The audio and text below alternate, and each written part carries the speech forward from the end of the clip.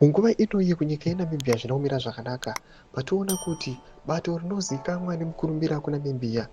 the main opposition inonzi Independent Patriots for Change IPC vakomana vauya nenharo vakati panapa tada kutora legal actions kana mukangouya mukatudza zvisina basa pavakuona kuti panguva inoyi maleads ari kuitwa neSWAPO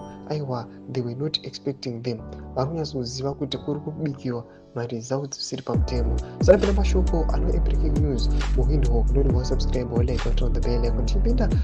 panapa the Windhoek Times vanonyora vachiti breaking news, the Independent Patriots for Change APC is notified the Electoral Commission of Namibia that it will take legal action against the body ECN for its failure to provide sufficient ballot papers at polling stations. APC's lawyer Dek Kodradi pointed out in the notice to ECN that polling stations in Gwena and Komas, among others, ran out of ballot papers, and ECN failed to rescue the situation even though it had printed extra ballot papers and had 4 years to prepare for this election. Ndo mashoko anobuda as a breaking news ava kuwindhoek vari kuvataura Namibians panguva inoyi